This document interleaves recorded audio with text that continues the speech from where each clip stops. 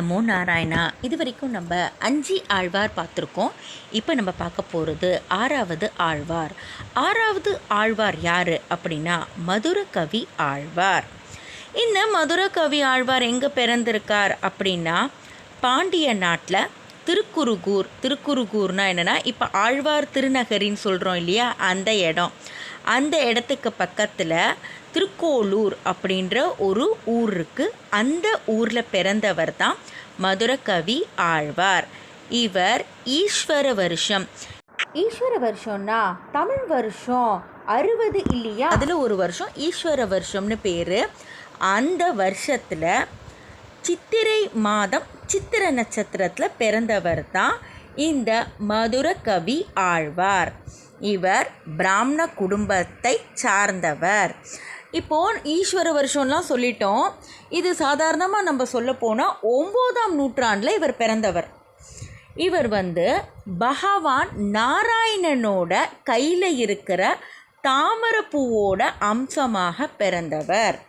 இவர் பிறந்த ஊரில் இருந்த கோவில் இருக்குது. அந்த கோவிலோட பெருமாள் பேர் வைத்தமாநிதி அப்படின்னு அந்த பெருமாளுடைய பெயர்.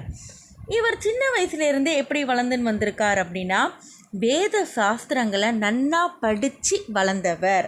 அதனால் இவருக்கு அந்த வேத சாஸ்திரங்கள் மூலமாக உலக வாழ்க்கை மேலே பற்று இல்லை. இவருக்கு பகவான் நாராயணன் தான் நமக்கு எல்லாமே அப்படின்றத நன்னா உணர்ந்தவர் தான் இந்த மதுர கவி ஆழ்வார். அதனால் இவர் சின்ன வயசுலேருந்தே என்ன பண்ணுறார் அப்படின்னா பெருமாள் கோவிலுக்கு போகிறத ஒரு வழக்கமாக வச்சுட்டுருக்கார். அப்படி இவர் என்ன பண்ணுறார், சரி நம்ம வடநாட்டுக்கும் யாத்திரை போகலாம் அப்படின்னு இவர் துவாரகா, மதுரா, அயோத்தி அப்படின்னு பல இடத்துக்கு யாத்திரை போயிருக்கார். இது நான் ஒரு குழந்தைகிட்ட சொல்லும்போது அந்த குழந்தை கேட்டது, அயோத்திக்கு ராமர் இப்போ தான் வந்தார், இதுக்கு முன்னாடி அயோத்தி கிடையாது, இவர் எப்படி போயிருக்க முடியும்னு அந்த குழந்தை கேட்டது. அயோத்தி ரொம்ப யுகமாக இருந்துட்டு வந்திருந்தது.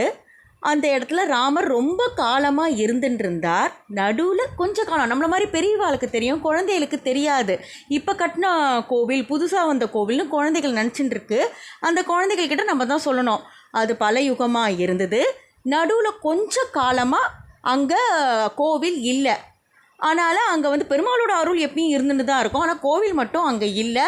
ஃபிசிக்கலாக பெருமாளை நம்ம அங்கே பார்க்க முடியாமல் இருந்தது. அதை டார்க் டேஸ்ன்னு சொல்லுவா இல்லையா, அந்த மாதிரி டார்க் டேஸில் நம்ம இருந்தோம். இப்போ திருப்பி பகவான் அங்கே வந்துட்டார். நம்ம திருப்பி அங்கே யாத்திரையெல்லாம் இப்போ நம்ம திருப்பி போயின்னு இருக்கோம். இனிமேல் எப்பயும் போகிற மாதிரி பகவான் பண்ணுவார். இனிமேவும் அது பர்மனெண்ட்டாக இருக்கும். இதுக்கு முன்னாடியும் இருந்தது. நடுவில் கொஞ்சம் காலம் மட்டும்தான் அங்கே நம்மளால் போக முடியாமல் இருந்தது. இது இந்த காலத்து குழந்தைங்களுக்கு தெரியல. ஏதாவது குழந்தைகள் இதை சேனலை பார்த்துட்டு இருக்கீங்க அப்படின்னா தயவுசெய்து அயோத்தி கோவில் இன்றைக்கி கட்டினது இப்போ கட்டினதுன்னு நினைக்க வேண்டாம். இது யுகமாக இருந்த கோவில் அப்படின்றத குழந்தைகள் தெரிஞ்சுக்கணும். அதுக்கப்புறமா அந்த அயோத்தியில் இவர் தங்கி பெருமாளை சேவிச்சுட்டு இருந்த நேரத்தில் ஒரு நாள் ராத்திரி வானத்தில் ஏதோ ஒரு ஒளி தெரிஞ்சுது. முதல் நாள் தெரிஞ்சுது, 2ஆம் நாள் தெரிஞ்சுது. இந்த மாதிரி மதுர கவி ஆழ்வாருக்கு ஒளி தெரிஞ்சுது.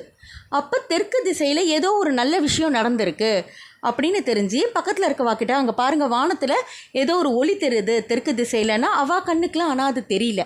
இவர் கண்ணுக்கு மட்டும்தான் அது தெரிஞ்சுது. அப்போ இவர் புரிஞ்சுட்டார், ஓ யார் கண்ணுக்கும் தெரியல, நம்ம கண்ணுக்கு மட்டும் தெரியறதுன்னா நம்ம அங்கே போகணும், பெருமாள் ஏதோ நம்மளுக்கு காட்டுறார் வழி அப்படின்னு சொல்லிட்டு அந்த ஒளி எழுந்த பக்கமாகவே இவர் போயின்னு இருக்கார். அது எங்கே சேருறது அப்படின்னா இவர் பிறந்த ஊருக்கு பக்கத்தில் இருக்குது அப்படின்லாம் நம்ம சொல்லியிருந்தோம்ல, திருக்குறுகூர், அந்த இடத்துக்கு இவர் சேர்றார். அங்கே 16 வயதான ஒரு பாலகன், அவர் யாரும் இல்லை, நம்மாழ்வார் தான். அவர் அங்கே உட்காந்து தவம் பண்ணிட்டு இருக்கார். அவரை பார்க்குறார். அவரை எப்படி எழுப்புறதுன்னு தெரியல. பக்கத்தில் ஒரு கல் இருந்தது. அந்த கல்லை இப்படி தரையில் போட்ட உடனே கண்ணை திறந்து பார்க்குறார் நம்மாழ்வார்.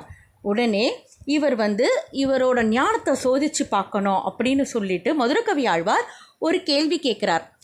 செத்தத்தின் வயத்தில் சிறியது பிறந்தால் அதை எதை தின்று எங்கே இருக்கும் அப்படின்னு.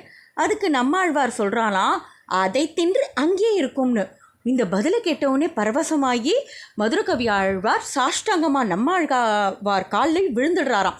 விழுந்துட்டு, என்ன உங்களோட சிஷியனா ஏற்றுக்கோங்கோ அப்படின்னு நம்மாழ்வாரும் சரி உங்களை என்னோட சிஷியனாக ஏற்றுக்கிறேன் அப்படின்னு சொன்னாராம்.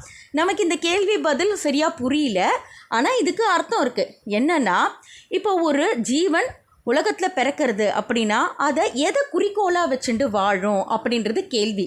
அதுக்கு பதிலானது பாவ புண்ணிய கணக்கை வச்சுண்டு அதை நுகர்ந்து கொண்டே வாழ்க்கையை அது செலுத்தும் அப்படின்றது அதுக்கு விடையாக அமையிறது. இப்போ நம்ம பார்த்தோம்னா மதுரகவி ஆழ்வார் நம்மாழ்வாரை விட வயதில் பெரியவர், இருந்தாலும் அவர் பெரிய வயசில் பெரியவர், சிஷ்யன் ஆயிட்டார்.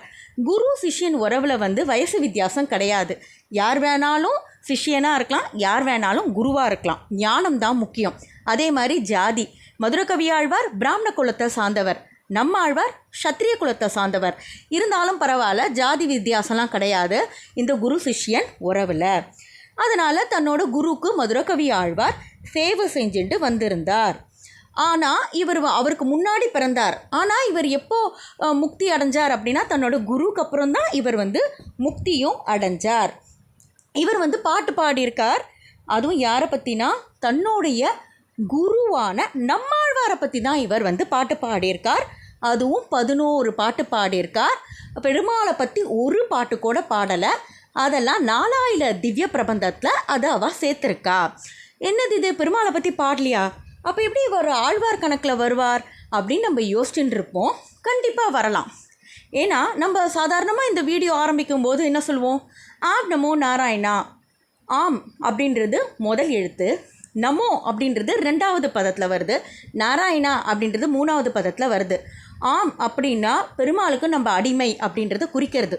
நமோ அப்படின்ற அந்த 2வது பதம் ஆச்சாரியனுக்கு தொண்டு செய்கிறத குறிக்கிறது. 3வது நாராயணா பகவானை குறிக்கிற சொல். இப்போ இந்த நமோன்றதை தான் நம்மளுடைய மதுரகவி ஆழ்வார் செஞ்சுட்டு வந்தார். அதாவது தன்னுடைய ஆச்சாரியனுக்கு அவர் சேவை செஞ்சுட்டு வந்திருந்தார். அதனால் அவரை ஆழ்வார் கணக்கில் நம்ம கண்டிப்பாக சேர்த்துக்கலாம். அதனால் அவர் பாடின அந்த 11 பாட்டையும் 4000 திவ்ய பிரபந்தத்தில் நடுவில் போட்டிருக்கா. ஏன்னா அவர் நமோ சேவை தானே செஞ்சுட்டு வந்தார், அதனால் அப்படி நடுவில் போட்டிருக்கா. இந்த வீடியோவை நம்ம இத்தோடு முடிச்சுக்கலாம். வேறு ஒரு ஆழ்வாரோட நம்ம அடுத்த வீடியோவில் பார்க்கலாம். இந்த வீடியோ உங்களுக்கு பிடிச்சிருந்தா லைக் பண்ணுங்கள். இதே மாதிரி அடுத்த வீடியோ பார்க்க நம்ம சேனலை சப்ஸ்கிரைப் பண்ணுங்கள். தேங்க்ஸ் ஃபார் வாட்சிங்.